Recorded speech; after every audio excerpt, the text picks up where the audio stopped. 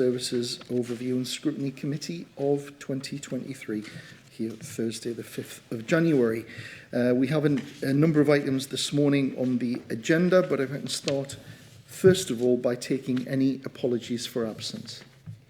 Yes, Chair, we've received apologies from Christine Dunbar, David Lennox, Paul Rickard, Guy Renner-Thompson, Lynn Houghton and Margaret Richardson. Thank you very much for that. We'll now move on to the agenda items, which are the minutes of the meetings held on the 10th of November 2022 and the 1st of December 2022. They are contained in your agenda packs as pages 1 to 8. Can I just check if anyone has any comments on the accuracy of those minutes? I am not seeing any indication, so I will happily sign those off as a true and accurate record of those meetings. We now move on to a standard item on the agenda, which is disclosure of members' interests. You've all made declarations publicly about your interests. Are there any additional interests which need to be declared this morning for any of the agenda items?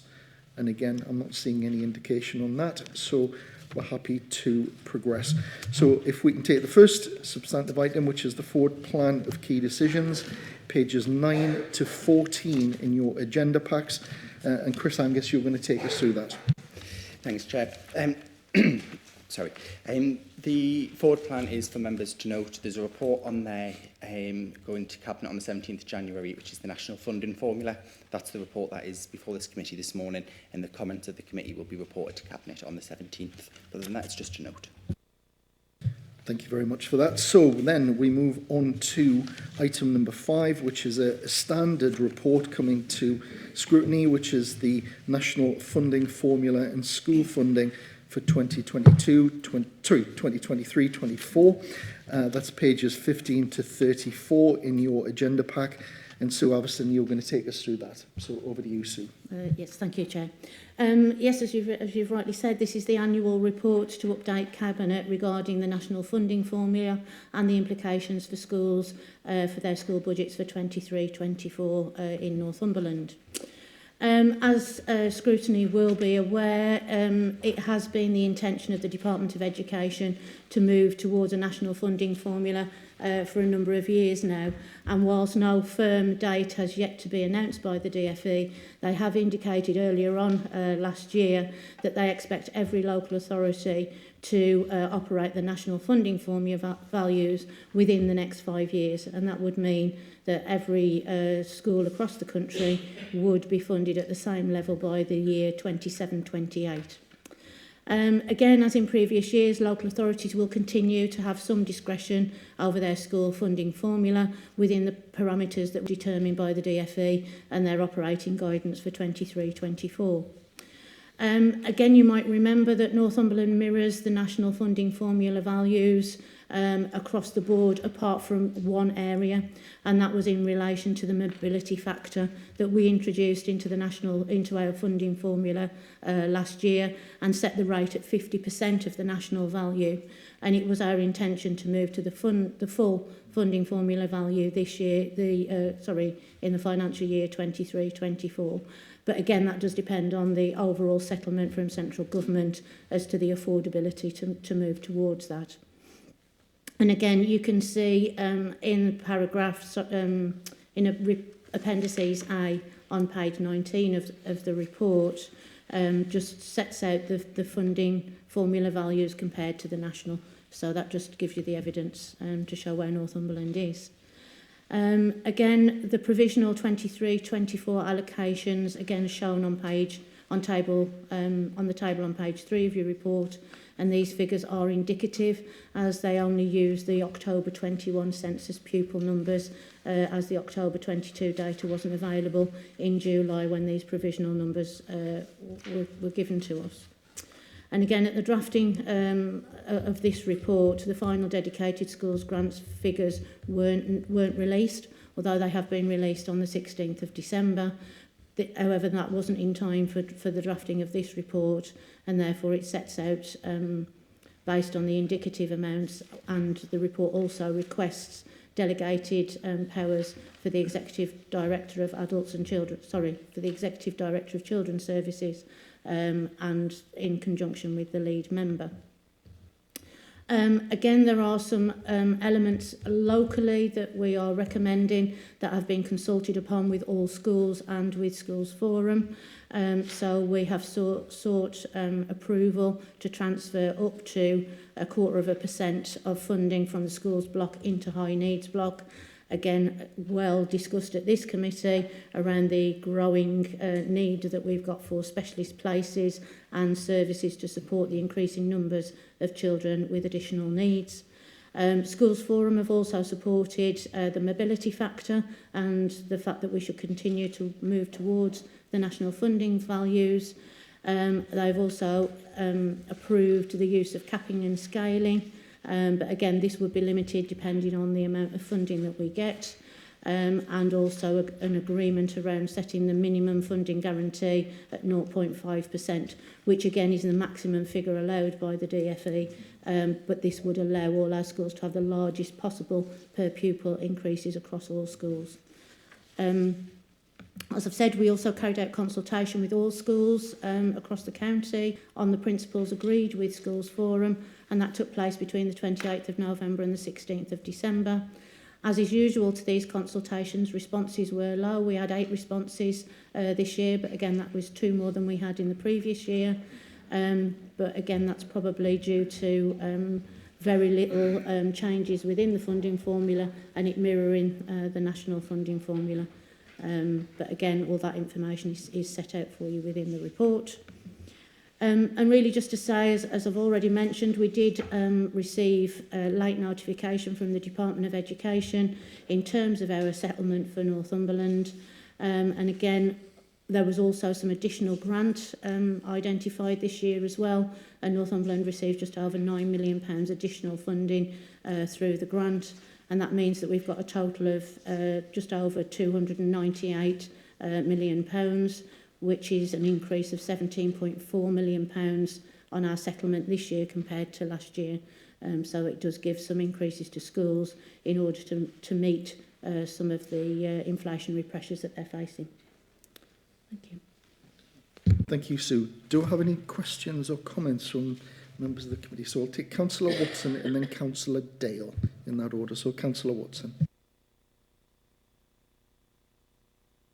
I'm still fairly new to facts, and this is quite a detailed report with lots of appendices and trying to get my head around everything in it. So I think my questions would be, when we're moving things from one block to another, or we're robbing Peter to pay Paul, like what impact does that have on the block that we take the money from? It did seem, because I did look at the Schools Forum agenda, because I wasn't quite familiar with that setup. So there's a couple of things on there I had questions on. There didn't seem to be any trade union representative on the School Forum currently, no Prue representative and no Roman Catholic representative, and I wonder if that has any implications to like how the forums come to these decisions when there's people missing off that forum. The other questions I have is in Appendix B. There's nothing on our Appendix B, but on the School Forums Appendix, that was there with a list of all the schools and all the percentages.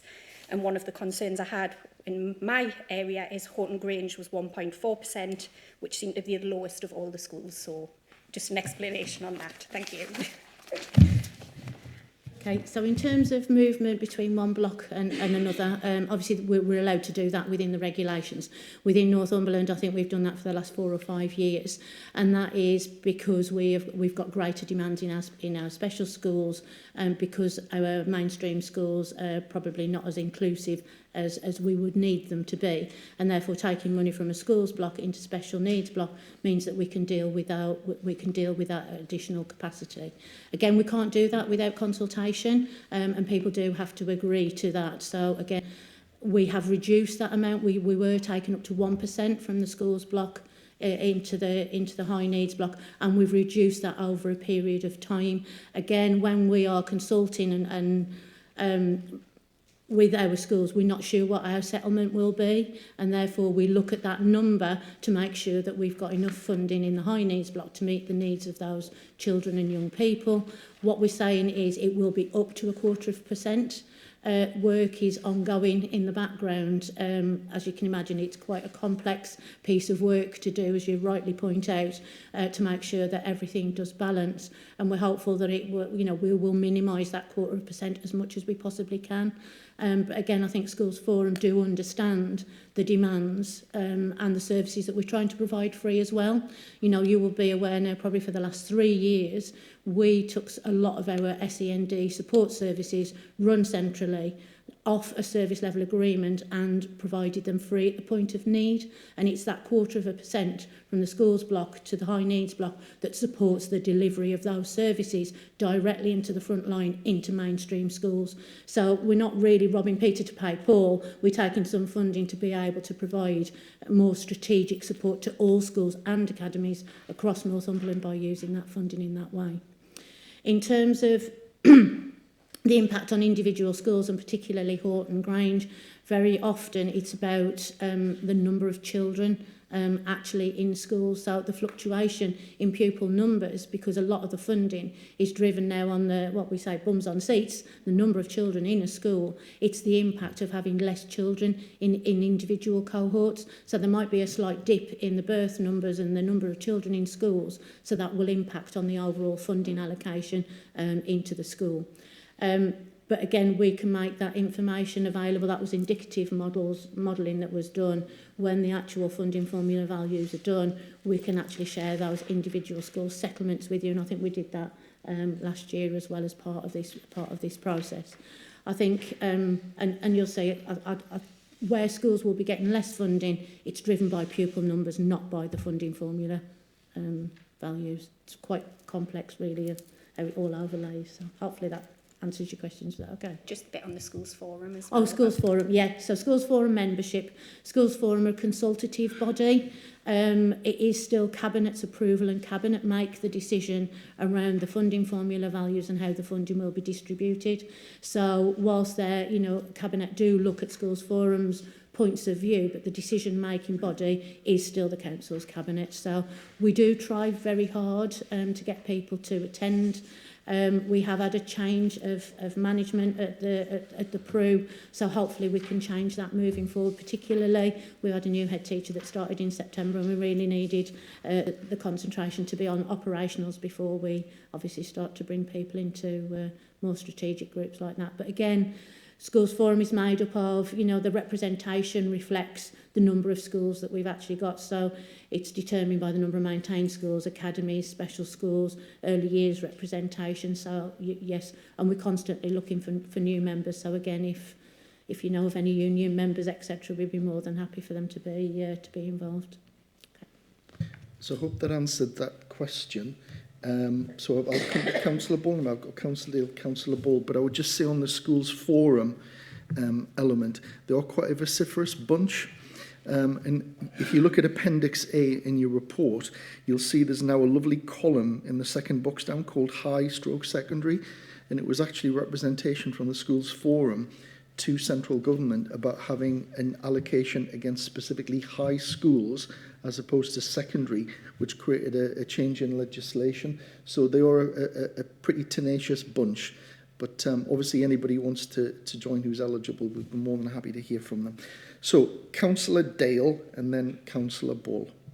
Thank you very much. Can I just ask you, I obviously welcome the extra £9 million. I don't know how you're going to actually divide that up in the funding formula, only because what I wanted to highlight was in the next report you talk about surplus places and also the viability of schools, and that's of concern to me because obviously some of the smaller schools where there are surplus places will be having more inflationary problems than those schools, say, the brand new schools, where they've got all kinds of insulation and all kinds of things in.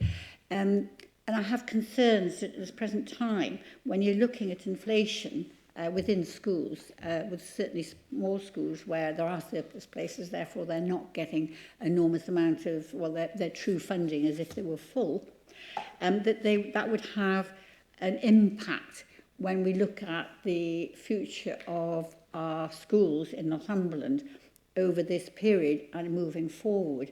So I would like to see that some of the schools, for instance, we've got small schools in very rural areas which have got surplus places.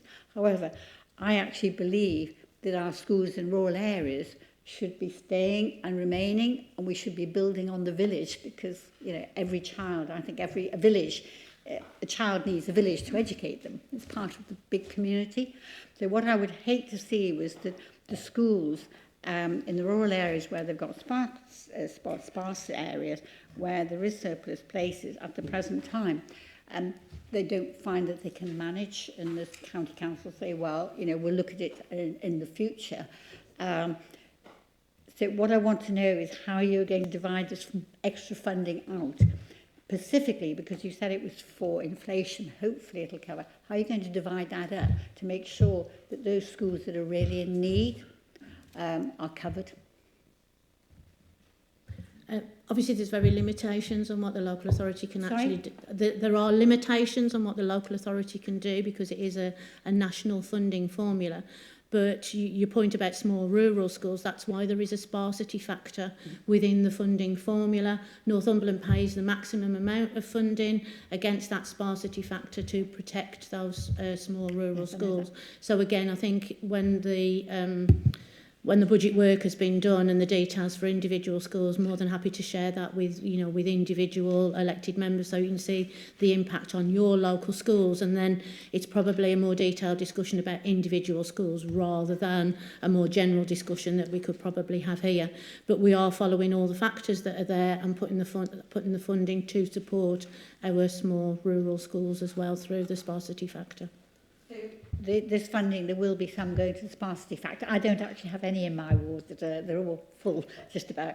So, but I'm standing up for the rural areas, and obviously, you know, we do want education, first school education, in our rural areas to survive, and this is part of actually ensuring that they become stable. Thank you. Thank you. Councillor Ball. Thanks, Chair. So I am another one with a concern of this moving from Pot B into Pot A, and it's been happening on numerous years from what you say. So first off, why are we still moving it from Pot B to Pot A? Why is it not just staying in Pot A and we're chasing more money for Pot B? And you said before that mainstream schools are not as inclusive, but they're still expected to keep children with educational healthcare plans in there as long as possible. So my concern is, will the schools be able to access Pot A at all? Because I've got children in my ward who, in schools, that children have problems with literacy and numeracy. And my main concern is, if we're moving money out of the main pot, Pot A definitely needs that money, but so does Pot B. And are we not letting down the kids that are already struggling in mainstream education as well? And the sad fact of it is we need more money. So schools are already short-staffed. We've got staff on strike wanting more money. And if we're going off a funding formula that is per people in a school, it doesn't matter if you've got 20 or 120 and you've still got them same running costs. And I'm really concerned that we need more money in this pot overall, and how we get that, because I think juggling and almost bamboozling with figures isn't actually helping the children. And I think education is so important that we need to get that right from literally from when they step into school. So I'm not convinced.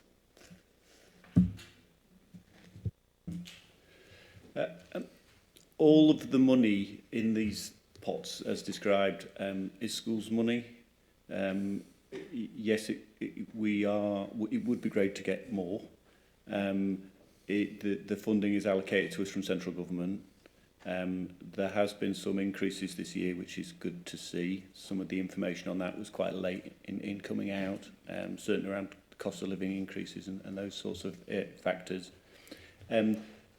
Because the money might sit in the high needs block, it's still being spent on Northumberland school children. It's not being squirreled away to somewhere else or outside it. And actually, there's probably a higher proportion of the high needs block which is actually directed into mainstream schools now than ever before. There's been a number of changes in the way that schools can, the way that specific pupils are allocated additional resources, and the additional resources are going back into mainstream. So there is those schools who do have more learners on their roll with higher needs are receiving more money than ever before from the high needs block. In order to try and balance all the blocks, there has been this 1%, which went down to 0.5% and now 0.25%, move from the schools block into the high needs block. But the schools on the schools forum and the schools that are consulted with in terms of those particular processes are aware that it's not the money leaving the mainstream to go somewhere else. It's money being reallocated across the mainstream to those schools which are the most inclusive. We actually had quite a strong deposition at the second to last schools forum meeting, where one of the head teachers who initially had been maybe 2 or 3 years ago against the move, actually speaking in favour of is 0.25% enough, actually, because he was seeing the benefits to his school, that there was more money coming from the high needs block directly into his mainstream school. It is a careful balancing act. We could always do with more. But the schools forum, as we mentioned before, are very vociferous in making sure that it's the best allocation. The cake is the size of the cake. There is high debate to try and ensure that it's cut up as fairly and equitably as possible. It might not answer your question because it is quite complex, but I do know from having attended schools forum for many years, they are, if you pardon the pun, on the ball with funding and will fight their corner. And later on the agenda this morning, you'll see there's reference to a task and finish regarding those educational healthcare plans. So actually, we're going to have quite a lot of input going forward. So I would hope that we're going to get some positive things from that. But I appreciate that might not necessarily answer your question, but I think if you've got any further detailed questions, that officers would be more than happy if you wanted to send information. No, I'm fine. As I say, I'm just concerned, and if anybody from the government is listening, please can we have some more money for education in Northumberland, because these guys need it. Thank you. Thank you for the pitch. Right, I've now got Councillor Dodd who wants to speak. Yeah, it's on. I remember back in 2017, and we made a conscious decision on the amount of money that was leaking out of this county to other places for special education or the high needs or whatever. I mean, that's just a comment, and we've decided to keep everything in this county. Likely, you know, it'll always be controversial, but that's the way it was. And I think, you know, we will reap that benefit. However, I want to make a comment, because Sue, you finished off when you said that there's 17.4 million extra going into Northumberland schools. Is that correct? That's right, yeah. That is not a small sum by any standards. And I just hope that's picked up, because 17.4 million is quite a lot of money. So I just want to bat for that. Thank you. And now I've got Mr Hodgson who wants to come in. Is the national funding formula smoke and mirrors in that, you know, when you look at our OPU figures, traditionally we were funded in the bottom 10%. I forget what they actually call themselves. There was a group, wasn't there, that fought and fought. That's it, right? Now, in reality, if there's a national funding formula, that means we're funded the same as the leafy suburbs of outer London and Surrey and all these other well-funded areas. But the reality is that Northumberland, still with a national funding formula heading the way it is by comparison underfunded. If you did comparisons. So, you know, when you turn around and say we've got an extra 17 million, that's simply nudging us towards, and no, not in level with, but nudging us towards some of these other authorities. So in other words, we're always, by comparison, underfunded in Northumberland, despite this notion of a national funding formula.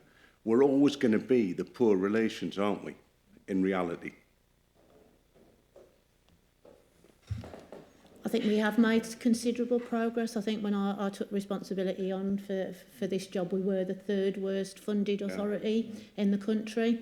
And we are getting to the middle of the table, shall we say, that we have benefited from the increases of the previous years. But I think it's a really good point to actually, when we bring something back about the individual funding values and impact on schools, to actually reflect where Northumberland sits nationally, because that's something that we haven't looked at and brought back to committee for some time. Yeah. And obviously only getting the allocations in 16th of December, it's probably a good time to reflect where we actually are. We are still members of the F40 group, even though we are funded better than we were previously. So we are going in the right direction. But I think, as members have already said, we could always do with certainly with more money. And I think the point to add, which Sue did mention earlier on, is that this is about pupil funding. Yeah. So by definition, some of our schools are incredibly small. When you have a primary school in central London with nearly 1,000 pupils, and you look at a comparator in Northumberland where there are 10 or 15, you can see that there is always going to be an anomaly there. So, well, yes, in the sense that you're talking about 10 or 15 children, you've got 1,000 children, but in terms of OPU, you're not. And if the OPU was £7,000 in, I used to work in Kensington, Chelsea, and what have you. If it was, say, £5,000, £6,000, £7,000, you're still talking about a £2,000, £3,000 per pupil difference. Now that's massive, you know. And so I accept that, you know, where you've got to get these huge, big primary schools, you're talking about millions for their budget, but it's a continuum of costs, isn't it? So, I mean, if we were to get the OPU the same as them, well, fair enough, we'd cut our cloth. But the fact is, we're not even getting a comparable OPU. And this is what, because you were always led to believe with the national funding formula, that was what the idea was, that regardless of where you were in the country, your child was going to be funded on an equitable basis. But the reality is that's never going to happen. And that's the frustration of local authorities like ourselves, isn't it? So I think what we've got is an action from this, which Sue's, I think, rightly pointed out, that we are going to have an opportunity to get a more detailed report, I think, over the next few months, which will look at that comparator. Yeah. The F40 group, which, if anyone isn't getting their emails, do give some quite detailed breakdown. Right. But, you know, our role as a scrutiny committee, and actually our role as councillors, should always be to fight the corner for our county. I mean, so we will always, I think we're all on the same page of that. I mean, congratulations to it, you know, in the sense that the way we've moved up the table, but the frustration is that we're still the poor relations compared to a lot of the other authorities. And when you know, you're under pressure to raise standards and provide additional support for special needs within the mainstream schools, you know, it's frustrating, because it's not the lack of will or determination, it's just a lack of funding. So I've got Councillor Dale who wants to come in, and then we'll need to make progress. Yeah, can I just go back to what Alan said, because I think that's more or less where I'm coming from with the distribution of funding for them with the extra money.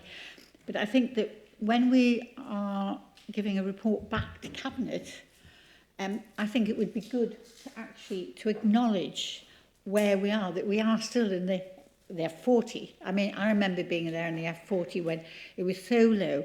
And in fact, if I remember then, the full fund and end funding formula was should have come into place in 2022.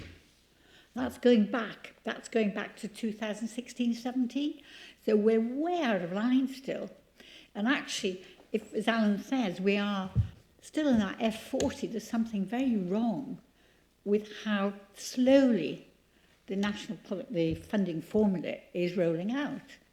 And I think we need to ask and inform the Cabinet that they need to take this into consideration and actually be in contact with the government to ask when this is going to be quickened up for the benefit of the children.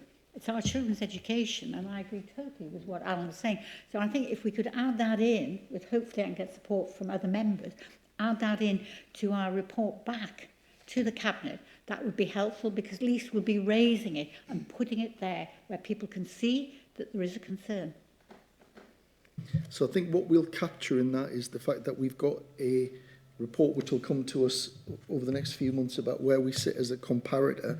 But I think in the report to Cabinet, what we were saying is we accept the report, and that we as a scrutiny committee are asking for a detailed report to come here so we can look at the comparator between our county and other local authorities. Can I add also, because we are still in the F40, and I think that's the big thing, is, as you said. And, I mean, we've been there for how long? I can't remember. 20, I mean, Sue, can you remember? No. I remember when it all started, and it's never, we seem to... Yeah. How many? Probably 20 years. Yeah, absolutely. Yes, it would be. But I think the message to come out, and we've all sat and taken reports in this committee about the performance of our children's services, which is, quite frankly, amazing. Oh, so it is not that this is a failing service or a failing department or we have failing schools. It's actually quite the opposite. And probably there is a very good message here to say, with a bit extra, we can do even more. But I think we need to send a very clear message out that we've got some outstanding teachers, support staff, back office staff, the team who work here from County Hall, people who work supporting academies are doing a sterling job. And with a bit extra, we can do even more. So yeah, I think on that. Very quickly, Councillor Ball, because I need to make progress. Me, it's not just about that bit extra, it's actually what we're owed. We need the same as everybody else, so we shouldn't be out with a begging bowl. We should be getting what's actually owed to us and for the children of Northumberland. And quickly, can I come back to Richard? You said 17.4 million is not a lot of money. The leisure centre and Morpeth cost 21, I believe. I'd rather have seen that in education. I go back to the Manor Walks, 120 million. I would have seen that in education. Right, we'll make progress. So we've accepted that report. We'll also pick up some of the comments made as well. We're now moving on to item number 6 on your agenda, which are pages 35 to 98, update of school organisation plan. And Sue, you're going to pick up on this, and some of the items we've discussed previously will be contained within this as well. It will. So over to you, Sue Avison. Yeah. Thank you, Chair. Yes, you'll remember, I think, Scrutiny, you've always paid a lot of interest in the school organisation plan and have obviously asked me in the past to share with all members because of the usefulness of the data and the information. So this is just the annual update. As you remember, we did a complete rewrite last year. Included a lot more special educational needs data, etc. So this plan is just really our annual update. It won't go anywhere else. It just comes to scrutiny. But really, just a couple of the things to highlight within the plan. You can see, and that does have an impact on funding. Is there's been a fall in pupil numbers again across Northumberland, average of 2.5%. Fall in children of a statutory school age. That does exclude special those children in special needs schools and independent schools, but you can see there is that change. But we have got a counterbalance, I think, to that, and have seen nearly 2% of pupils attending Northumberland schools are coming from neighbouring authorities. So as we've got more surplus places, there is opportunity for inward migration. So again, you can see that continues, I think, to be helpful, particularly to some of our schools in the west and some in the central area of Northumberland.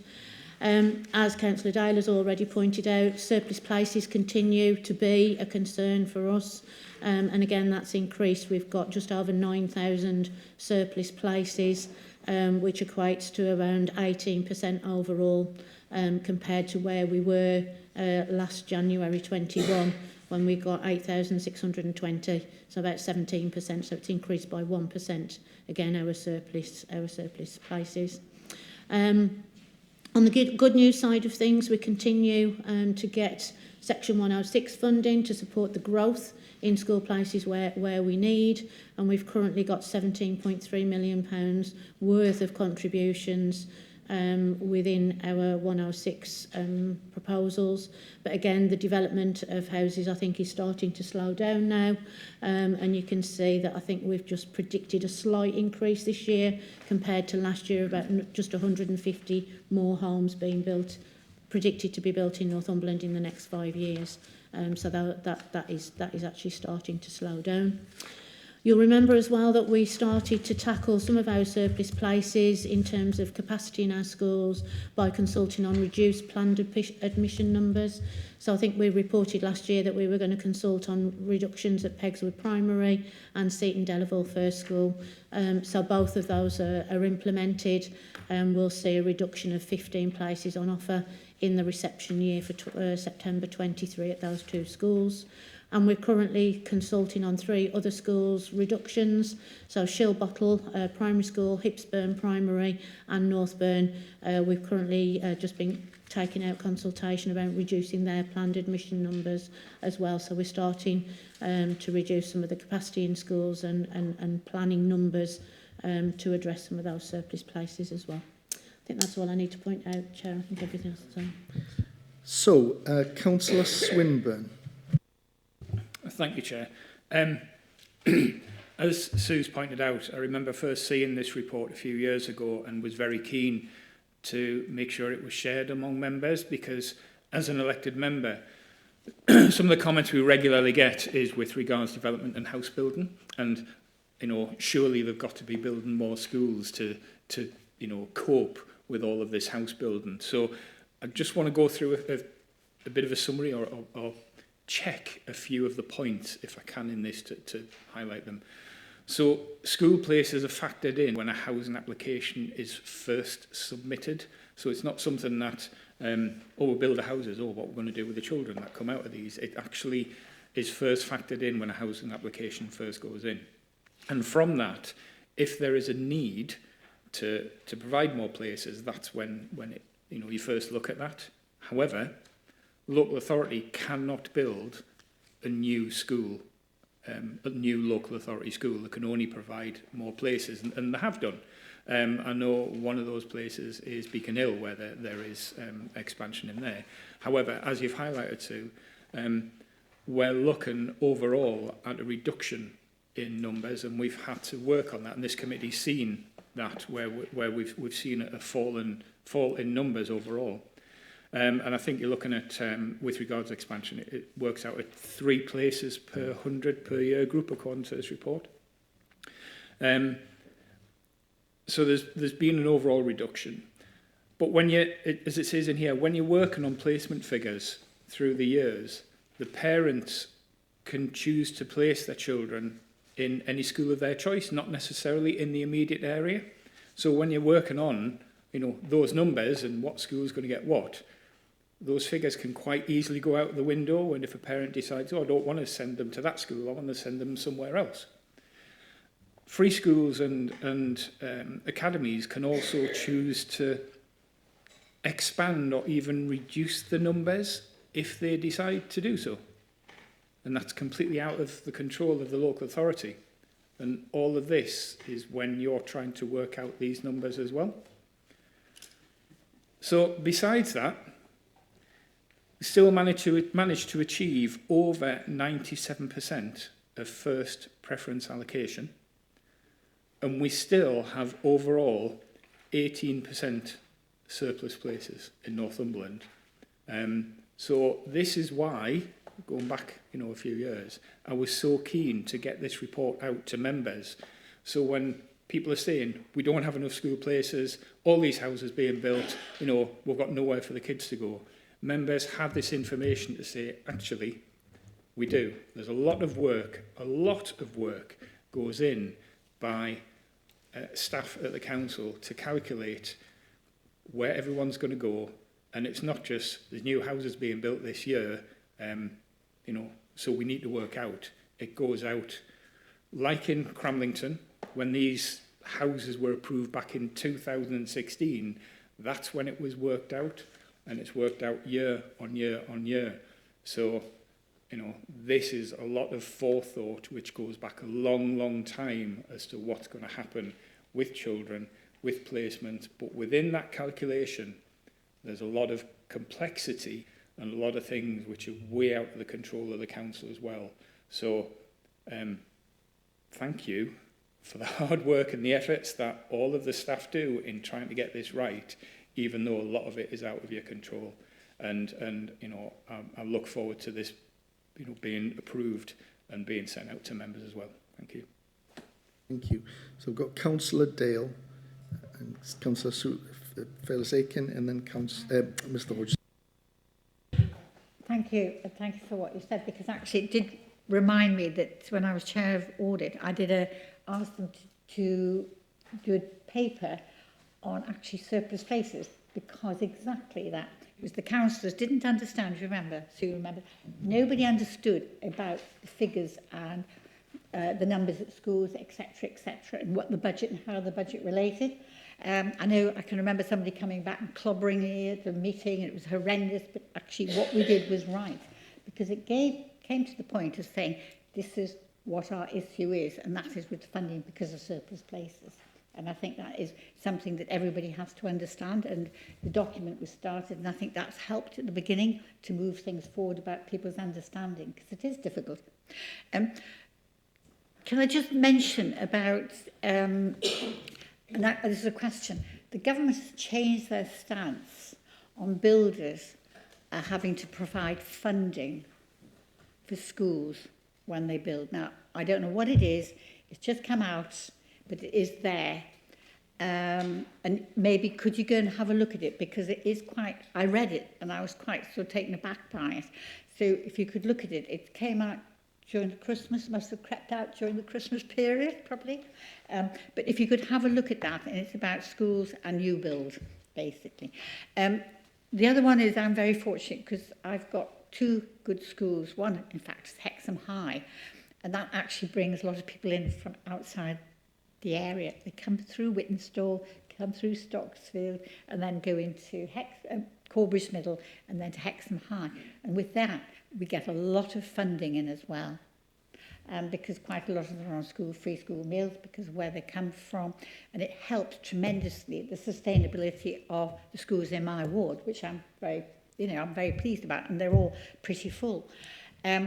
What I will go back into saying, talking about building, which is quite right, is that we still have this issue in rural areas where there is green belt attached, and nobody, the government, nobody is willing to say we must allow some of these small villages to grow, because unless they grow, they're going to become unsustainable. It'll all be, sounds awful, old people, and we need to develop our villages and allow them to develop within a small area. I'm not saying about building 100 houses, another 100, but we need to allow them to build, especially where we have got small schools. And I'm sure if you went out to the community and said, look, we've got real problems about the future viability of your school, whatever, whether it's Church of England, which quite a lot of them are in the rural areas, or County Council, what do you think about building, say, another 50 schools, 50 houses? I've got one village where I have not got one affordable house. And we want them, but we can't, not allowed to. It's appalling. Now, I think we need to commit that with the people in rural areas, that if we want to keep our rural schools and keep them viable, that we should allow a little bit of build. That's just something to add on to what you were saying earlier on, Mark. And I think it's very important that we just don't take it at a small level. We take it as a big picture. about how we want Northumberland to develop. Because what I don't want is to have a whole lot of villages where we've got an ageing community, no young people moving in, because they want to go and work and their children to go to the local school, and the local schools have closed. And I think we need to take that in hand, especially when we're looking at surplus places, and say, do we really want these schools to close? What can we do to help? And actually, that is to make the villagers more motivated about keeping their local schools. So the one thing is about that funding with the schools, because that concerns me from government. Because otherwise, I mean, if we're going to have new builds and the builders can't afford, which basically they're saying, to give money towards development of new schools, we need to look at that. But thank you very much. But thank you, Mark, for bringing that Thank on. you. So I've got 3 speakers indicated: Councillor Fellis Aitken, Mr Hodgson, and then Councillor Thorne, in that order. Thank you. Just tying in a bit with what Anne's just said, actually. I'm looking at their sort of Hexham figures, and they're obviously fairly rammed for places, especially in the high school. So I'm quite glad we held on to our middle schools. And looking at Hayden Bridge next to it, which is obviously a huge amount of surplus places. My question is, did we not build big enough? Or, and I'm a big fan of inward migration, is it because we build a big school that everyone then floods into it? And bearing that in mind for the future consults on Berwick and Amble, I'd just like your thoughts on that. Yeah, and I think you're right. Our role, particularly as local authority officers, is to make sure that all our schools survive and thrive. And you do have to take into account parental choice. You know, as Councillor Swinburne has said, you know, we're very good at being able to offer that parental choice, but we need to make sure that our schools are all viable. So again, you know, if what you're saying, you know, should we have built a Hexham for 2,500 children and close Hayden Bridge? We did do a consultation on that, and actually the community's view was that they wanted Hayden Bridge to remain open. They didn't want it to be closed, and therefore that's what we actually did as a local authority, is provide not only capital investment into Hayden Bridge to support it, also council revenue funding to keep the school operational, but also providing, you know, the replacement buildings that needed for, you know, for Hayden Bridge. But you're right, you know, in the far west of the county and the far north of the county, there are considerable challenges around the birth rate, the popularity of schools and mobility of parents choosing to send their children elsewhere. And again, these are subject to consultations and seeking community views to make sure that we have an education system that is viable both financially and educationally to meet the needs of all of their communities. And we do take all of that into account, but as you can see, it's very, very complex in terms of, you know, predictions, and pupil numbers are the best guesses. I think we're quite good at that guesses because of all the data and information, intelligence that we gather from the, you know, from schools and parents through these consultations to make sure that we have got that viable system. But it is still very much a challenge in the north and the far west of our county. Definitely. Councillor Hodgson. I mean, so Mr Hodgson. Sorry, I'm downgrading you there. My apologies.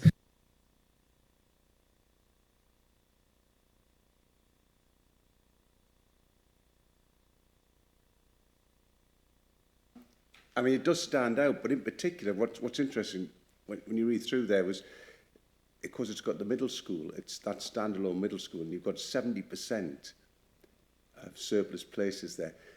169 pupils. I mean, that's 42 per year group, so presumably what they're doing is they're splitting the two classes, 21 in each class. And then if you go back to the quote in your report on page 13, in that third paragraph down, you know, where the number of surplus places within the school begins to impact on the ability of the school to provide a broad and balanced curriculum in terms of staffing levels, as well as maintain heat, light and clean the school building, then it can be detrimental to the educational experience of children and can threaten the viability and sustainability of individual schools. The local authority was over, the decision to close the school was overturned by the school's adjudicator. To a certain extent, what you're saying is, really, this is why we want to close it. And could this be a death by 1,000 cuts? Because, I mean, the point is, there's always going to be that drift to Hexham. that school is a standalone middle school. It cuts across everything else within the Hayden Bridge Partnership. And it's only going to go one way, you would have thought, because all your figures point to a continuing falling school roll. So what do you do if the adjudicator overturns it? I mean, do you go back and say, because that paragraph there says that given all the financial pressures that school is under, it's going to really affect those children even in the short term, never mind the medium term. Obviously, the school we're talking about is obviously a foundation school, and therefore the governing body will make the decision around seeking the local authorities' support for closure. I don't think it's anything that we would suggest as a local authority, but we will continue to work with the school, you know, as David's team do around school improvement. Again, our point of view from capital maintenance, etc., we will continue to support the school as long as they feel that they can remain open, are viable, and can deliver a broad and balanced curriculum, and that's what we do as a local authority.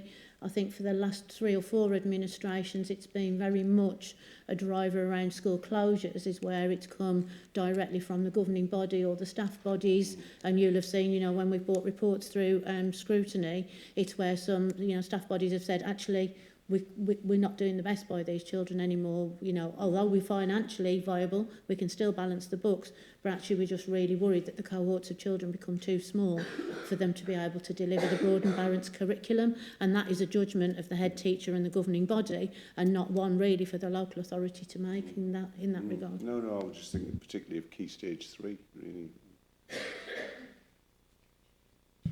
It's the hand we were dealt by the school's adjudicator. I know, absolutely, yeah. So if I can come on now to Councillor Thorne, Councillor Ball and Councillor Dodd. Yes, Chair. Just 2 comments.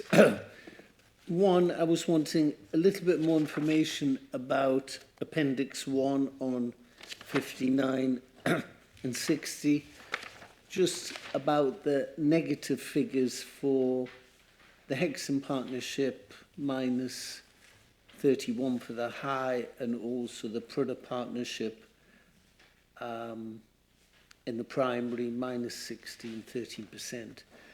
But my other point was just to go back to Anne Dale about keeping our villages alive. You know, I really support her line on this. But, you know, it's all about sort of getting it right. And in Long Framlington, you know, we supported sustainable housing in the beginning. We approved 200 new houses, we did.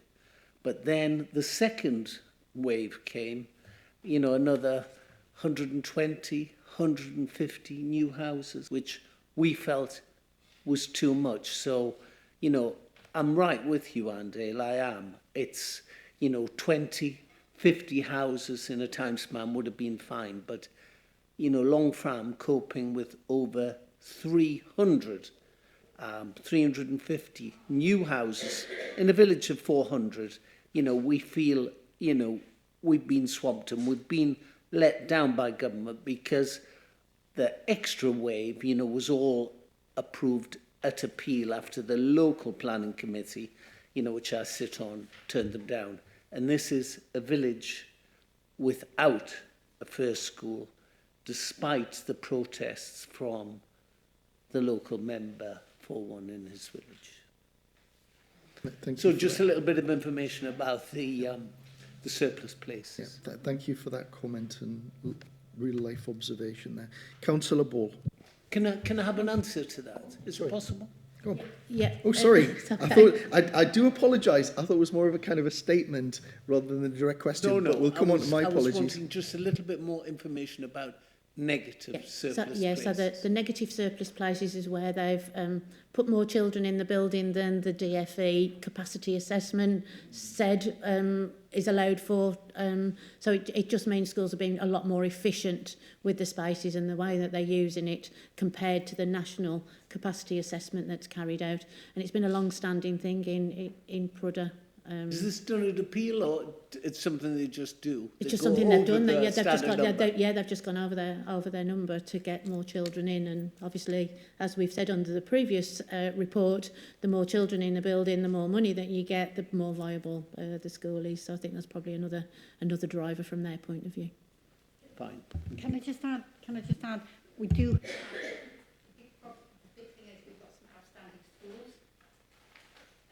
And also there's all kinds of things that have taken with movement there. I mean, we've got Ukrainian people who welcome to the schools. There's all kinds of things that actually add in there. And I do work with the schools over certain areas, but it is the Prado partnership. Thank you. Councillor Ball, then Councillor Dodd. Thanks, Chair. So I've read the report and I can see about birth rates, house building, and Councillor Dale's just mentioned there we have asylum seeker children. We're a safe space. These kids have been through more than we should ever see in a lifetime. And then they're struggling to get into schools in Northumberland. I've got 18% surplus in Ashington, and I've got people begging to have their kids have some sense of normality. So I'm just wondering, where do the asylum seeker children fit into this? If the spaces, why are they waiting to get into the schools and have that something normal? Thank you. Obviously, where we are the local authority for maintained schools, we're the admissions authority. So those applications are turned around in 15 days and children have found a place alongside the legislation. Academies are their own admissions authority. So again, we will pass on the information and we very often are waiting for information to come back from them in order to offer the place and get the children in. In terms of asylum seekers, whether they're from Ukraine or elsewhere, they are deemed probably our more vulnerable and need to be given preferential treatment, shall we say. So they come to what we call a pupil placement panel, and that is where a group of head teachers come together, determine which is the best place for that child, and regardless of whether the school want to accept the child or not, the decision of the panel is binding and that child must be admitted. So I'll be really interested to find out where that process has broken down, Councillor Ball, in your area, so that I can pick that up for the individual child, because if that child's been to pupil placement panel, they should be in school within 15 days. And just on the back of that, my concern is most of the schools in Ashington are academies. So if we've got no say, where does, you know what I mean, things start to break down. If we're relying on academies for more money, great, but then we have less say. And I just think there's too many balls in the air. We're so lacking control in this. And that's why that, you know, the pupil placement panel is a joint panel that everybody's agreed to, and it is that binding decision that individual school can't refuse to take that child. Everybody agreed, the terms of reference of the group and the panel's decision is binding. So where they've come through the pupil placement panel, we shouldn't be faced with those issues. So it's definitely one we'll talk about outside here. Okay. Yeah, great. If we can pick that up afterwards. Finally, Councillor Dodd, and then we'll make progress. Yeah, it's I'm ploughing the same furrow as Councillor Dale and Councillor Thorne on the problem that is coming down the line. And Councillor Thorne mentioned Long Franklin, 200 houses or whatever. If Armbole's got 1,300 in the pipeline, if we could just spread that stuff a little bit around the county. We're coming up to the local plan review. We need to think out of the box, because a lot of these villages are dying, if not dying, on as we speak. I mean, I don't know what's going to die first, the ash dieback trees or the villages, because there really is a problem. We've got the green belt, which is a blunt instrument. The green belt around designed around Newcastle is really a very blunt interest. It's in an instrument that says no all the time, and there's villages there that have got schools. Yeah, I mean, one in my village, Walton, was only 20% come from catchment. They use that to get into the Ponteland High School, same with the other one. And it's not sustainable in the longer term. So we're going to have to do something. But when someone says, I'm going to build the houses, out comes the committee that's going to oppose them, the NIMBYs and the armies and the petitions and the letters and everything. And we really need to rethink this. There's a number of things. I mean, I did some work when I was last chairman of Facts on the number of empty homes. There was 2,500. Now there's 2,000 houses, which is quite substantial. Holiday cottages. At one time, farms had farm workers with lots of farm workers' kids in them, and they went to the local school. They're holiday cottages now, or what have you.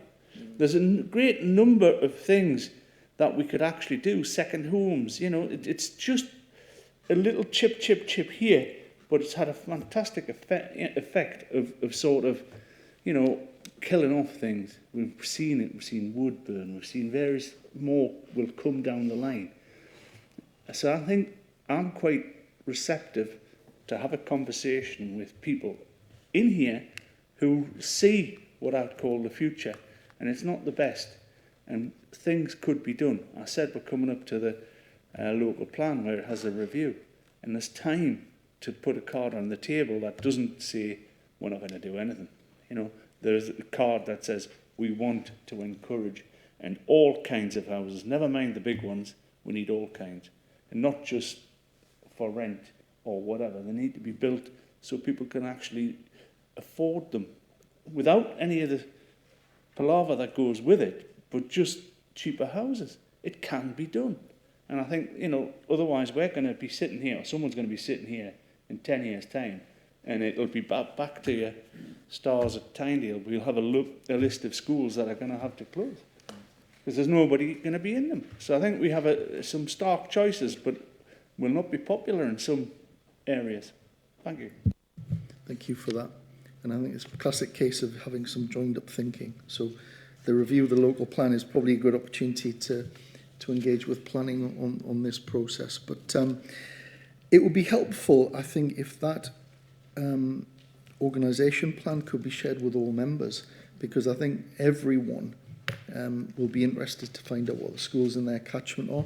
So if we could actually please send that out to all members, just so that they are aware, because particularly as Richard has said, with the review of the local plan coming up, I think it's an opportunity for people to understand that link between pupil numbers, pupil funding, size of school, and the sustainability of schools, because they're an intrinsic part of our community, and we've got to do everything that we can to protect them. So thank you very much for your comments on that one. Now, we're moving on to item number 7 on your report, which again is an annual report which comes to the committee. It's the Children and Adult Safeguarding Partnership.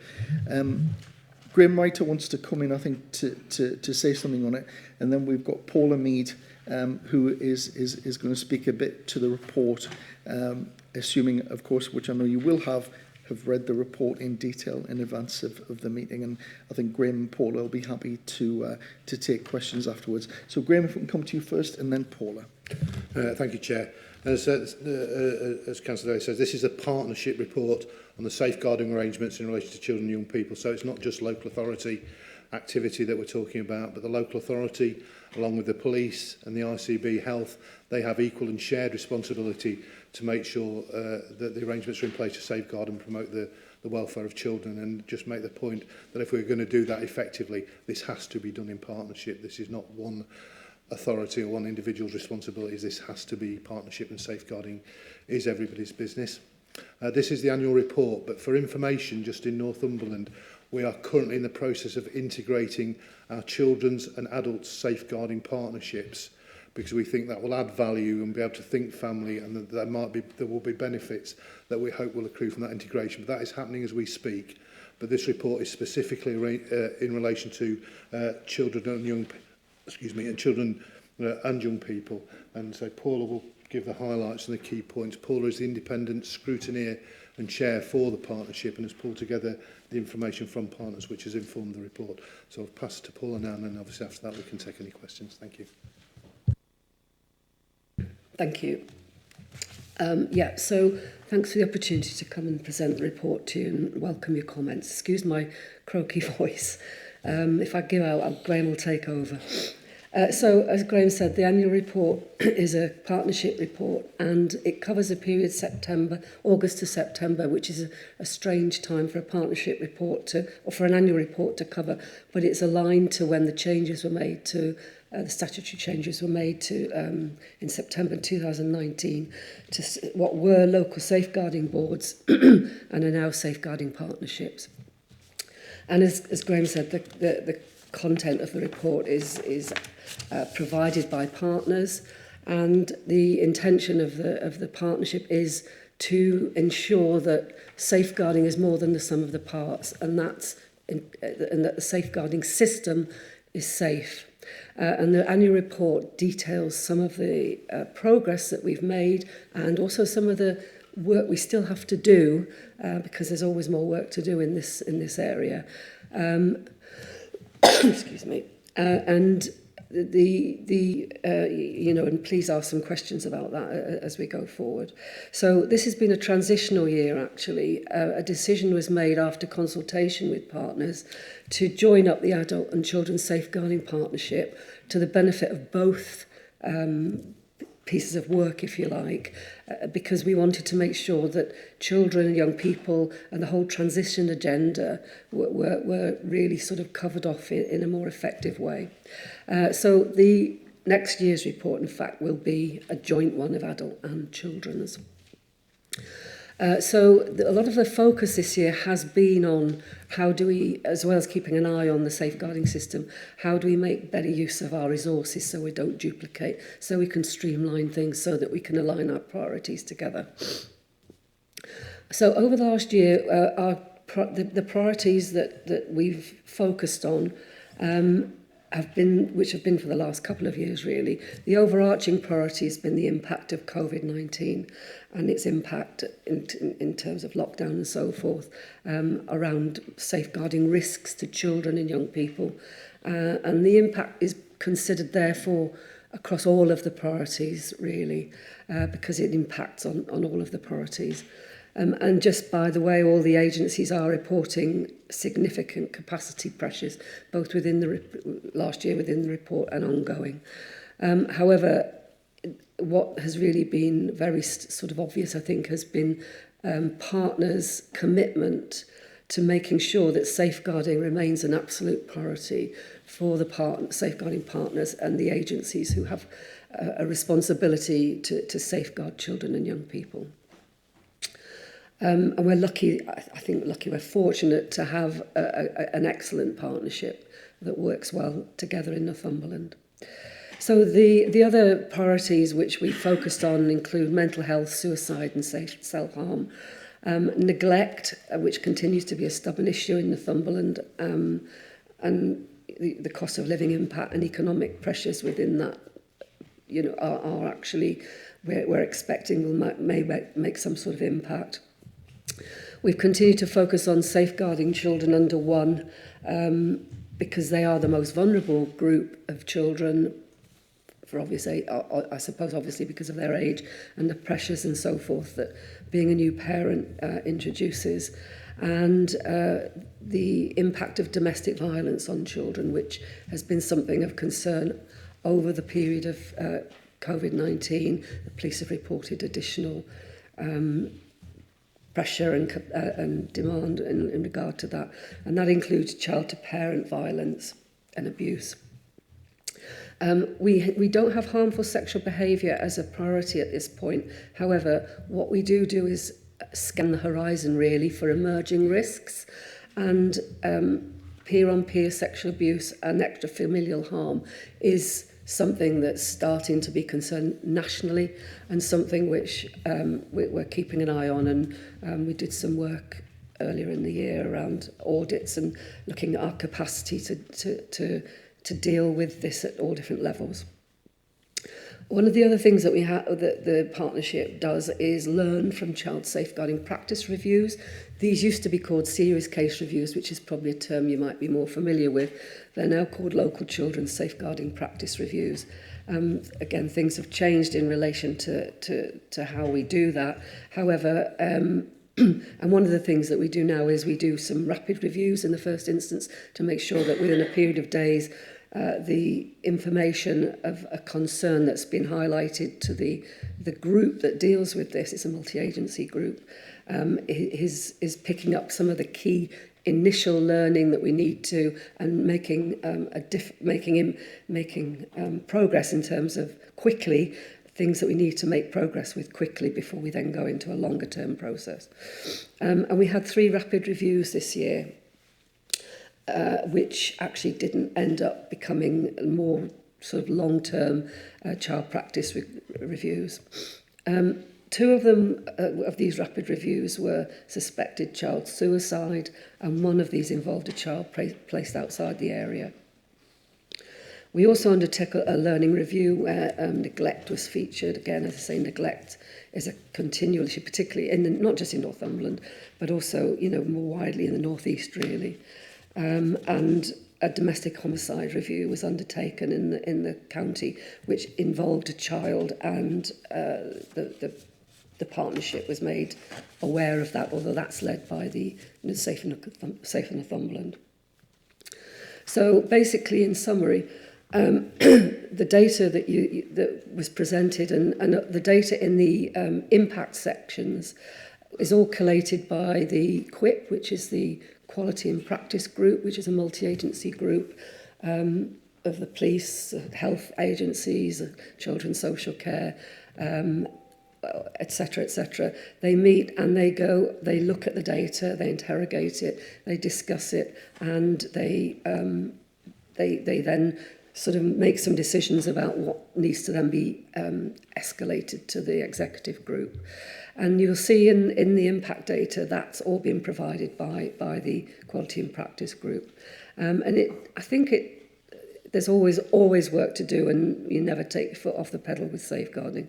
But I think it does demonstrate that over the last year, the agencies have delivered safe and effective frontline services, and they've really worked hard under very difficult circumstances to safeguard children and young people. And there's some evidence of improvements despite the context of pressures, particularly I think around listening to the child's voice and trying to build that into some of our planning and work. You know, hopefully hopefully the work will continue to be effective, and hopefully more effective when we've integrated our 2 adult and children boards. Thank you. Thank you very much for that, Paula, and I think everyone would agree it's eminently sensible to move towards a combined both adult and children's report going forward, because then it is a pretty seamless process. Can I just ask you a question before I open this up to other people? You're the independent chair of this, so I'm just going to ask you, you get oversight of things. What is it that keeps you awake at night with worry in terms of what's happening out there?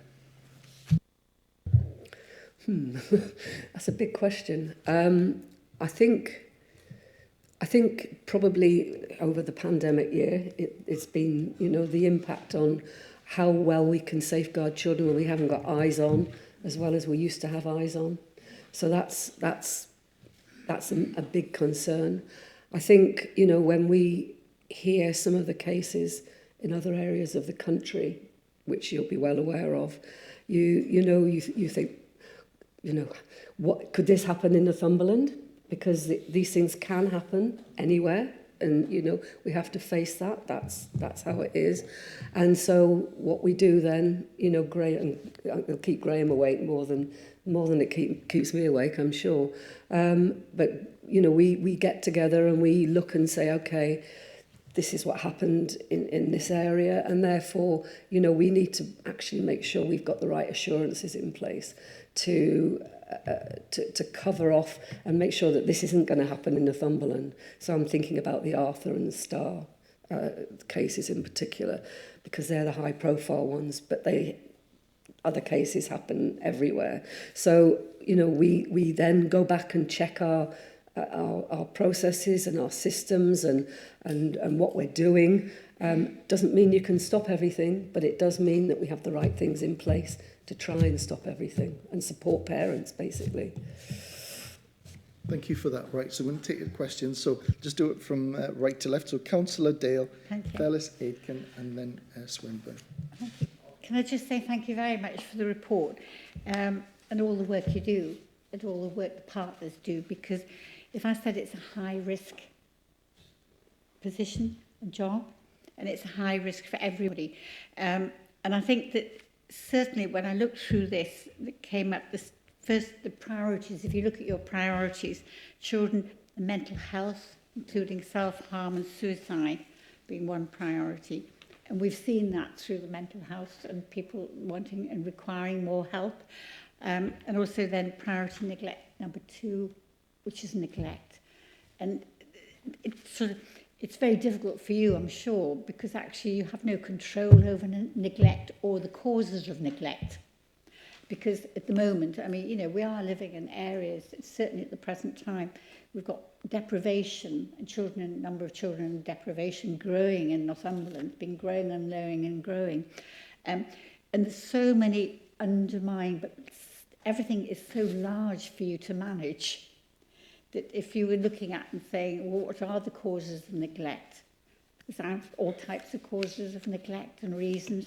And actually, it's not just within the areas of deprivation. I know it's in other areas too. And therefore, but that's difficult because it never quite manifests it until, you know, it gets some further along the line, let's say. So can I just say, I mean, I know the County Council, we looked at the Marmot Review, we had a working group 10 years ago, and we took the Marmot Review to pieces, and actually it was really good, and we were starting looking at inequalities, and we were starting looking at children, or actually we went to St George's and looked at the mothers there who were, new mothers who were living there in need, and when you spoke to the paediatrician who was visited there, he said it was all down to neglect, deprivation, and concerns about where your next penny's coming from. And I don't think that we probably understand, and I think a visit there might be a good thing for us to all understand exactly. You know, you see these people, you go in, you see these people, young people in hospital, they're all clean, their babies are absolutely, you wouldn't believe that they had any concerns. But they've been looked after there. And I think the work you do, so actually looking at all these areas from around a big area, and it's a rural area, there's all kinds of things that go in rural areas and everything. So can I just say thank you very much, but I'd like to say thank you for the risk that is there. And that's something, I mean, it might be Graham who has to sleep not quite so steady at night, but, you know, it is a risk that we all actually should be part of.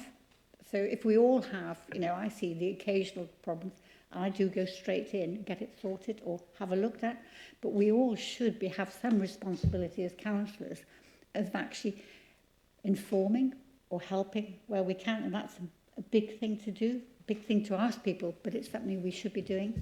And so thank you very much. I'll take Mr Hodgson, and then, because pretty much everyone's asking to speak, so Mr Hodgson, and then move across here.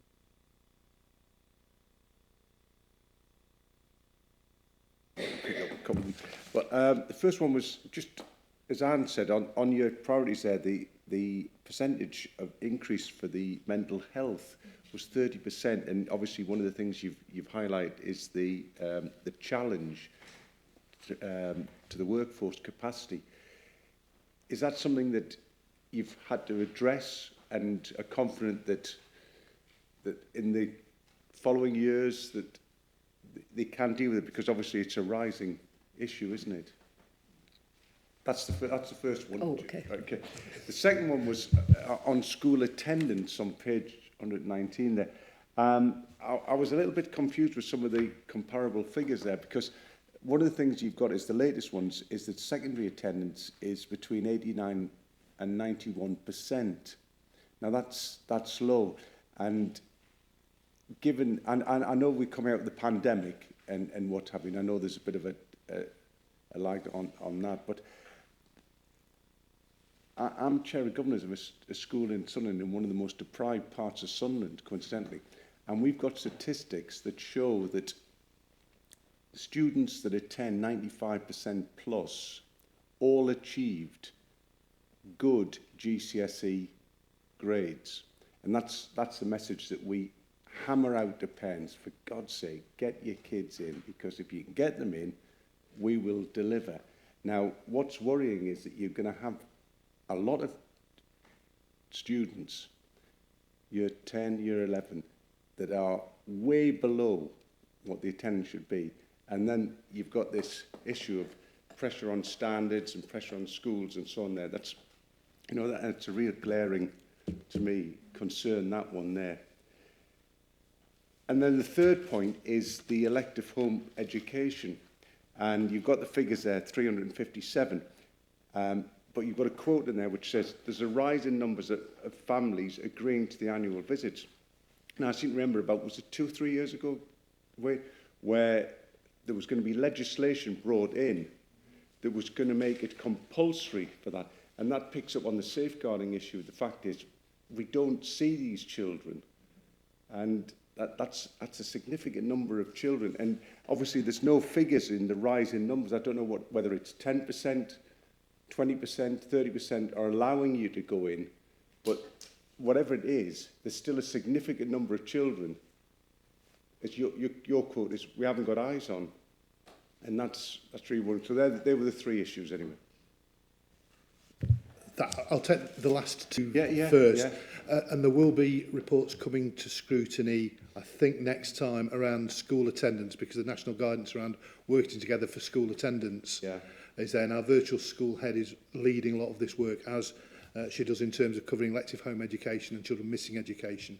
Yeah. And I've got to say, our arrangements in terms of our oversight for those children and young people, I think, is effective in Northumberland, and we continue to develop the links and processes both for identifying and ensuring children are safeguarded, but actually working back, just trying to develop the working together to improve school attendance. A lot of project work being developed to actually get the children back in school for exactly the reasons that you've said. But what we'll do is a full report coming around all those areas, I think probably to the next scrutiny committee for the local authority work in relation to that. But I've got to say, I think we have got good systems and oversight in place here in Northumberland. And what we're trying to do is develop and evolve those further to meet the national guidance. I think, if I'm right, the schools bill, which had the requirements around reporting around elective home education, have gone. But I think we will still deal with those as we develop that work internally. But we can have much more detailed scrutiny of that at our next meeting. The mental health one, if I'll pass that to Paul first, and then we come back. Yeah. There isn't actually an easy answer to the mental health one, and the issues nationally have really been, you know, something that's been concerning everybody.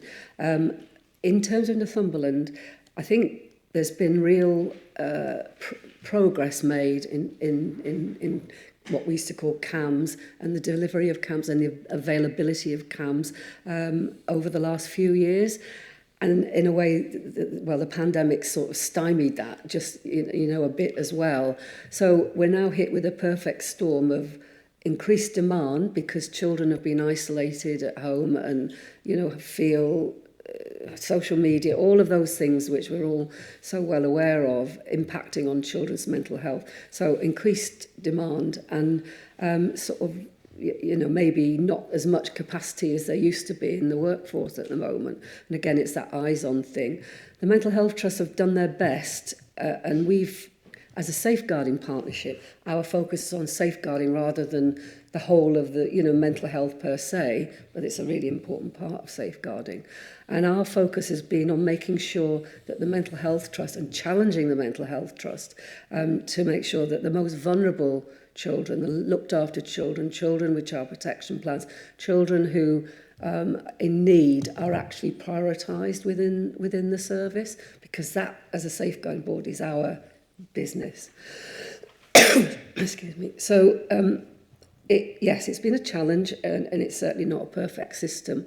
But as a board, as a partnership, I have to stop calling it a board now. As a partnership, we have actually challenged, and the Mental Health Trust has given us the data and the information that we need to feel reasonably assured that those most vulnerable children and young people are receiving the service that they need.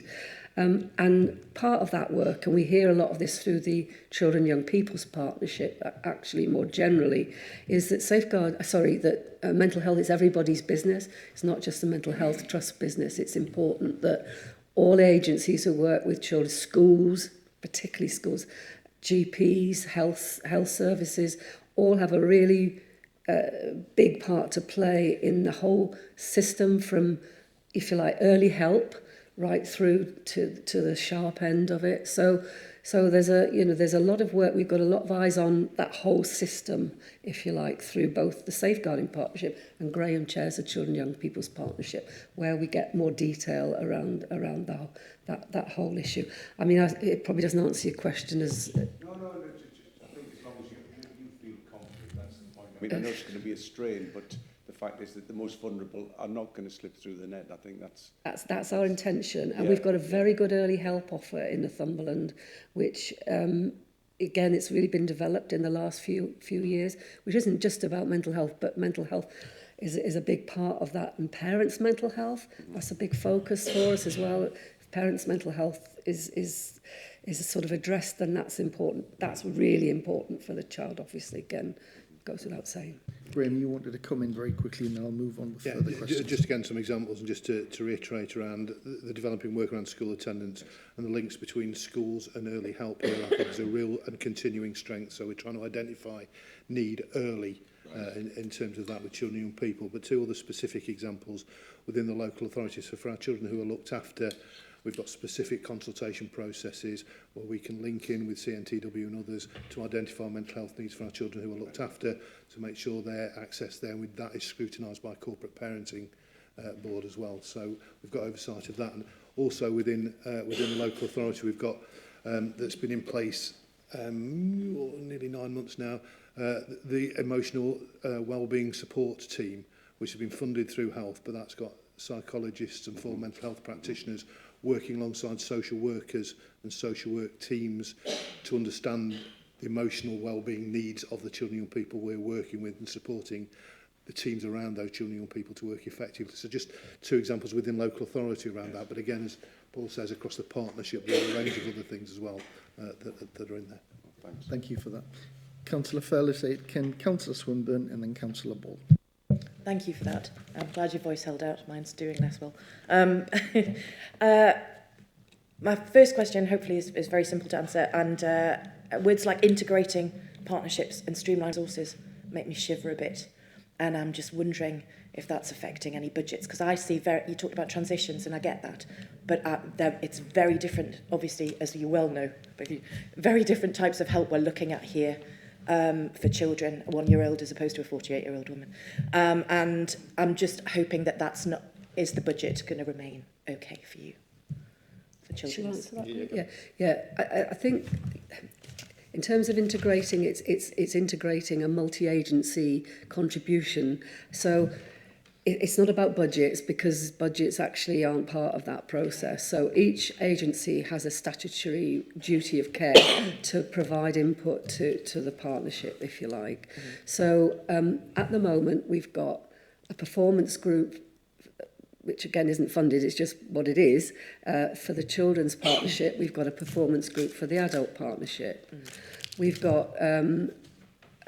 We've got a sort of, if you like, it's called the SPRIG, which is the Safeguarding Practice Review Group for Children, which used to be the Serious Case Review Committee, which oversees serious cases that come in. We've got the equivalent in adults. So they're just two. Each of the partnerships have a number of subgroups which function, if you like, to serve and to service the partnership board or executive group. And what we want to do is to try and join those up, rather than have 2 of each, maybe just have 1 of each. And so there'll be fewer meetings for people. So it's, and we can do things in a more effective way in that way. So it's nothing to do with budgets. Okay. The budgets aren't really relevant to this, but I understand where you're coming from, but it's sort of a different ballpark, really. Right. And the second part was just to tie in with what was being said over there. Thank you, Alan. And the early help and the CAMs and the GPs and the social service and education who spot all these things very early on and are your eyes on the ground. And I'm just wondering, I know obviously staffing is a huge problem, but we were talking about fairly recently, a couple of months ago, about family hubs. And I'm wondering how much of those services, mental health counselling, for instance, for children, will be available in there. We were talking about money in it. Hopefully it's not just rebranding. It will be about putting those resources into those family hubs. Is that an option at all? Yeah, the family hubs will continue to evolve, and I think the whole system approach of this is to make sure we see where the family hub developments link across with all the other developments we've got. And just going back to the point of trying to streamline governance, I mean, there are shed loads of governance arrangements like the Multi-Agency Safeguarding Partnership, Domestic Abuse Partnership Board, SEND, education strategies, a whole range of things that have, and rightly, youth justice. And we are trying to look at ways of streamlining the governance and the subgroups that sit under those, that we can use them more flexibly and effectively. So one good example would be that the Safeguarding Partnership had early help sitting under that, but actually with the development of the family hubs, that will sit much better under the Best Start in Life, which will sit in the Health and Wellbeing Strategy, and much better under the Children and Young People Strategic Partnership. We've had really good work and developments there. That can still report into the Safeguarding Partnership Board, but the subgroup can do the work across a range of different places as well and report there. So we're trying to evolve that. It's a very optimistic thing, and it's easy to say and hard to do, but I think we're moving along those lines and evolving more effective, streamlined use of our partnership subgroups and functioning. I'm reassured. Good. Councillor Swinburne, please. Thank you, Chair. Something that you answered before, Paula, which was in response to what the Chair asked, was eyes on. It says early in the report that GPs were provided with additional guidance during lockdown about risks of virtual consultations, etc.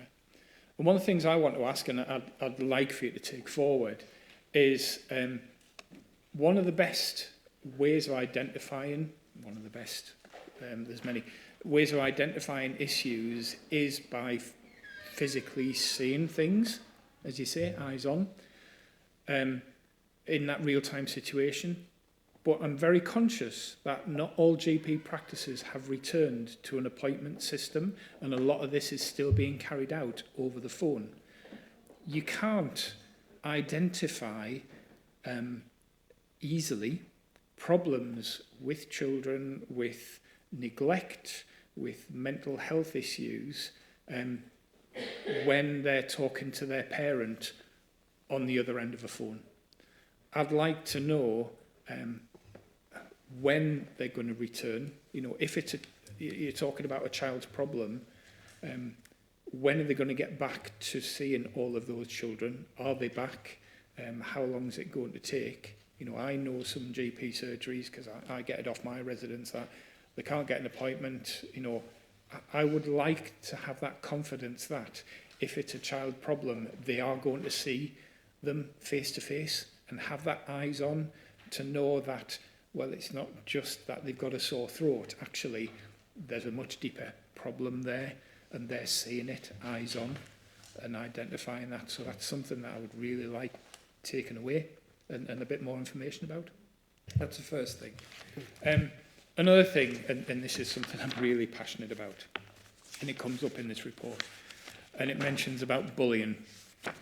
And I absolutely detest this, and I've got historical reasons for this. But it says that only 25% of secondary pupils think their school takes bullying seriously. Now, that might be a visible thing in the individual schools. The schools themselves might not show what they're doing.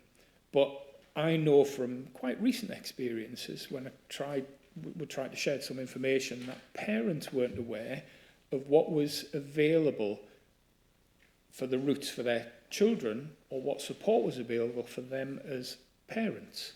So in a similar vein, and this information is in the report, there's a lot of detail in here about social media. I'm going to say social media abuse, but it goes on about 30% of boys, 46% of girls said someone had posted or sent them hurtful, unwanted or nasty comments on the internet.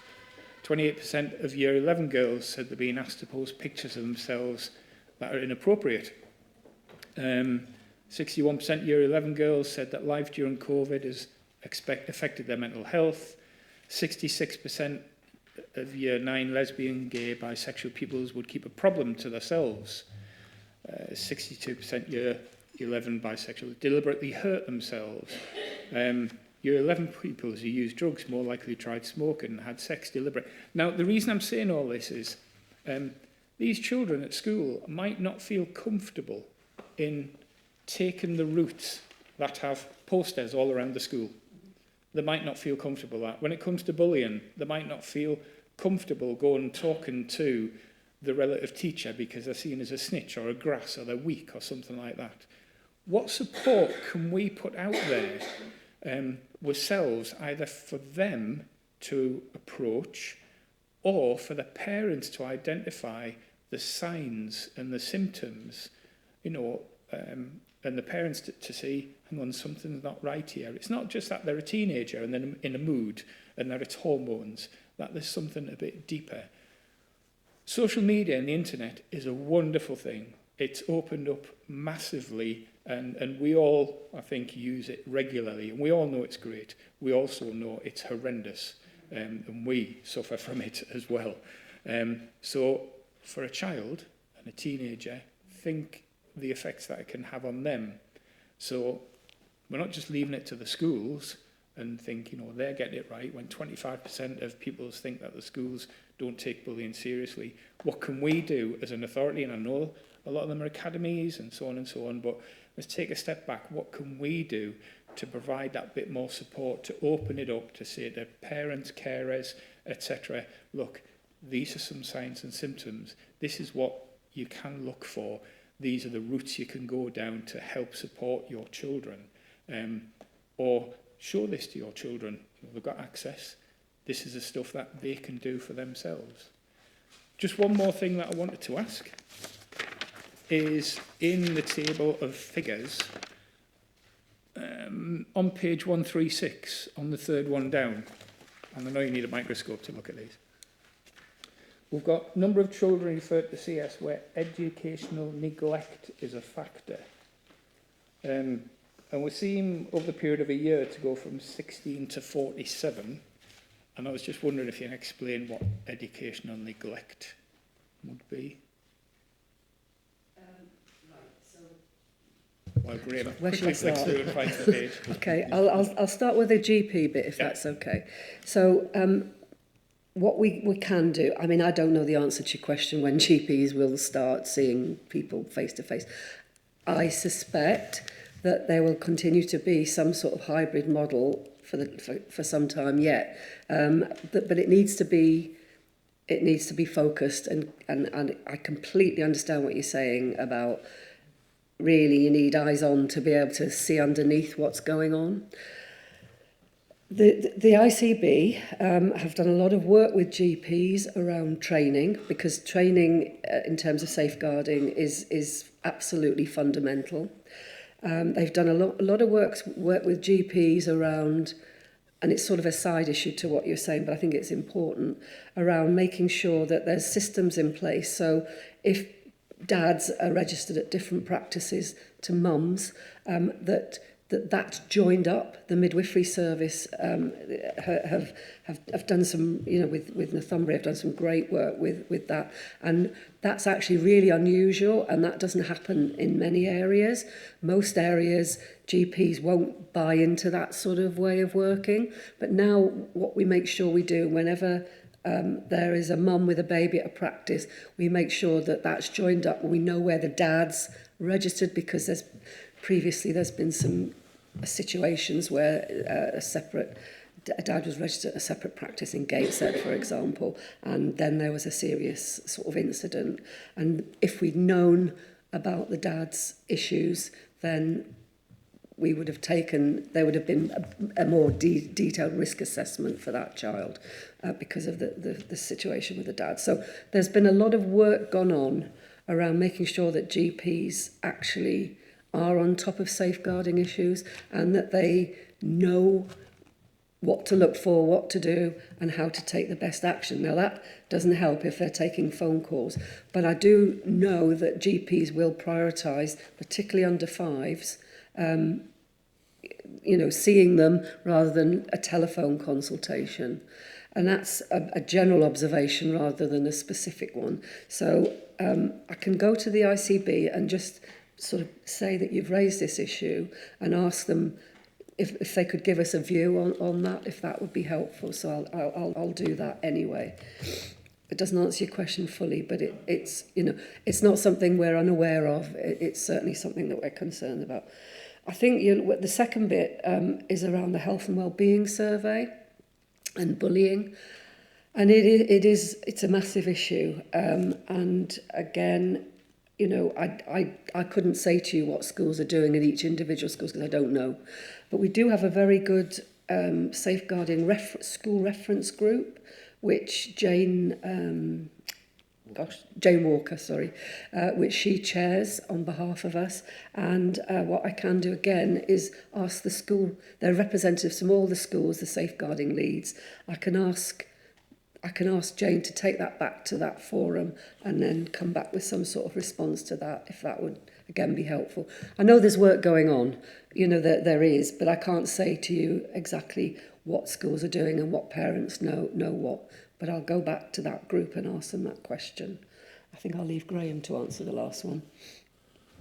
So just on those points, there's a couple of strategic developments. As the ICB develops, then making sure that children are front and centre of those developments is part of what we're trying to ensure happening. So, for example, the issue about GPs and safeguarding would be one of the areas that will be discussed as we develop that, so just to enhance Paula's point. And the other point then again that Paula says about our school reference group, I think a real strength, nationally there's a question at the moment coming out about making education a fourth statutory partner, whether or not and how you might do that.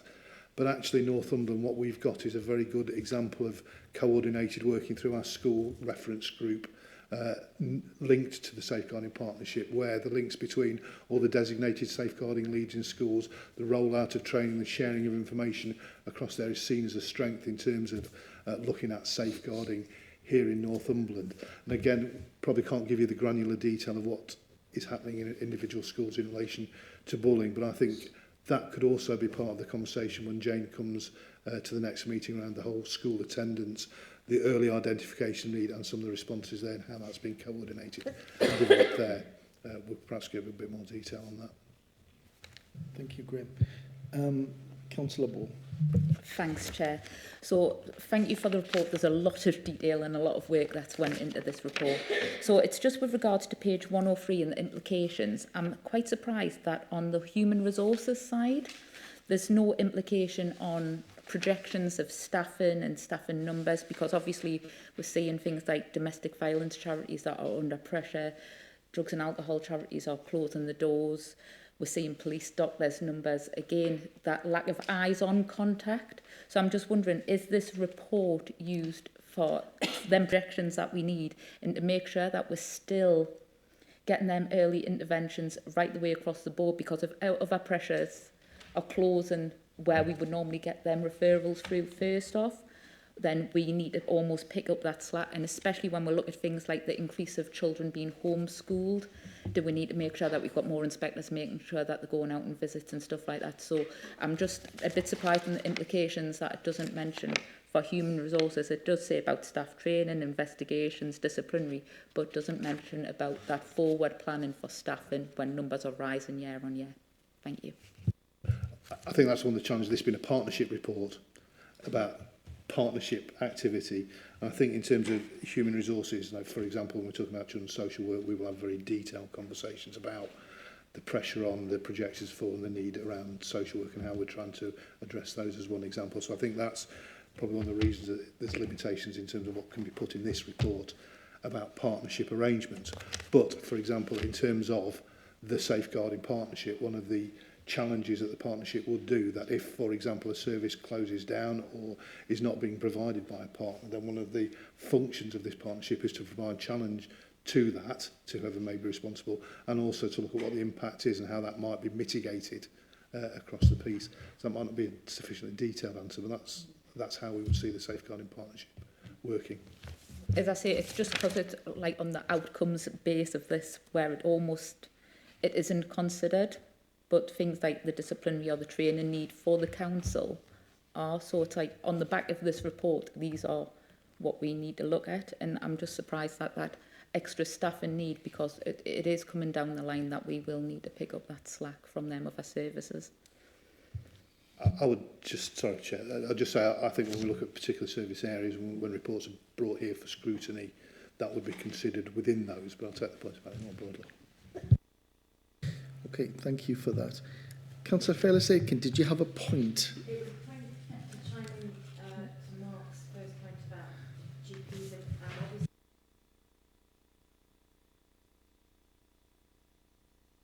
Northumbria Primary Care Group never once gave up seeing people face to face, even during the deepest, darkest lockdown.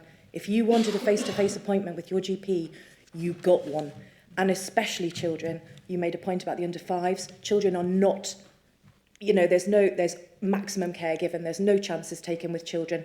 They will be called into the surgery. And if they're not, there's something seriously strange wrong, because I know them very well. And as you know, and if you want that appointment, and I think blended working is the way forward, because I think it does work for a lot of people. I've had some great online appointments, and it's very quick and it's very efficient, and I don't see why that should disappear at all. But if you want to see your GP in person, you can, and that is Northumbria Primary Care Group's commitment, and I know that. So there you go. Thank you for that. Well noted.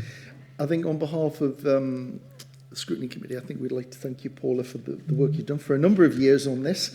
And I look forward to getting that combined report next year as well, which I think is going to make a significant difference. So thank you very much. I think we've had a thorough discussion on this.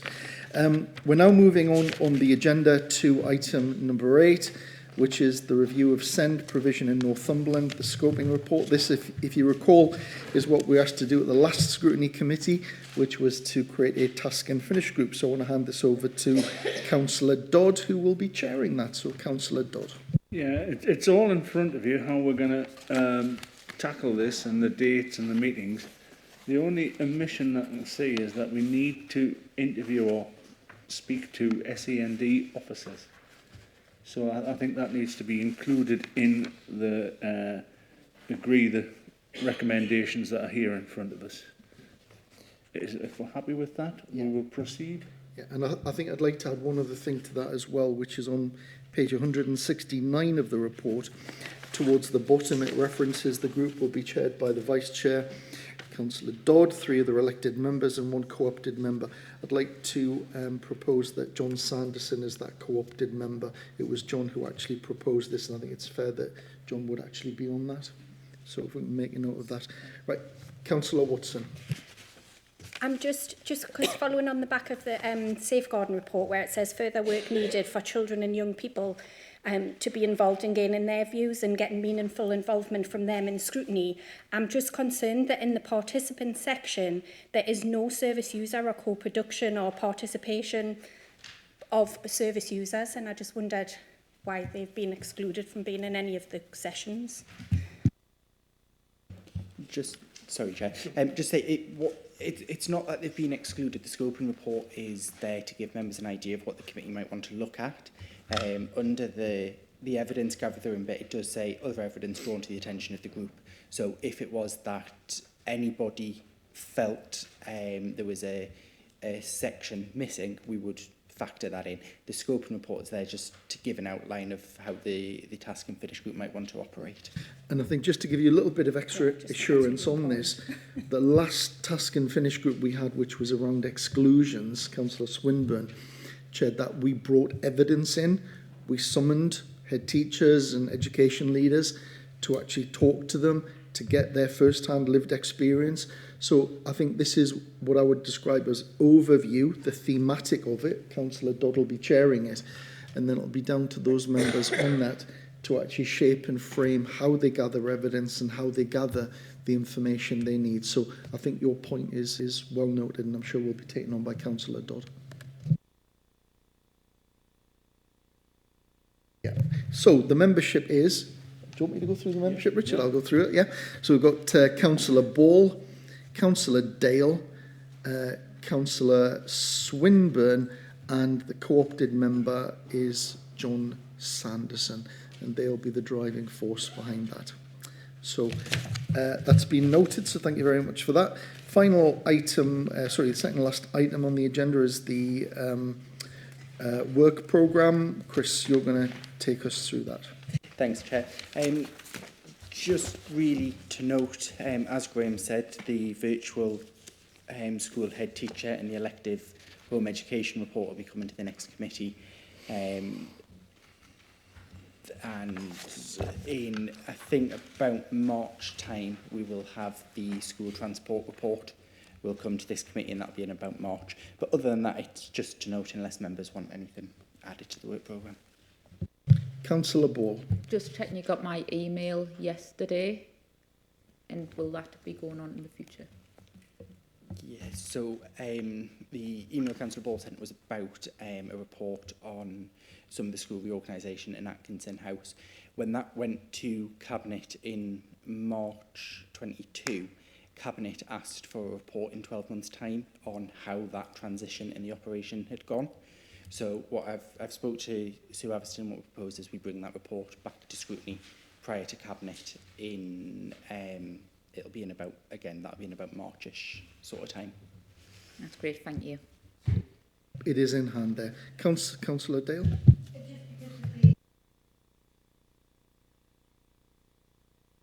I'm going to Kirkley, and I just think it would be good to have a catch-up on that in, say, a couple of months to see how it's rolling out now. We can add that. We can add that as an information item. Be monitoring because of the problems beforehand. Okay. Any other comments on the work programme? Not that I can see. I've only got one item of, kind of urgent business information, which is in the King's New Year's Honours list.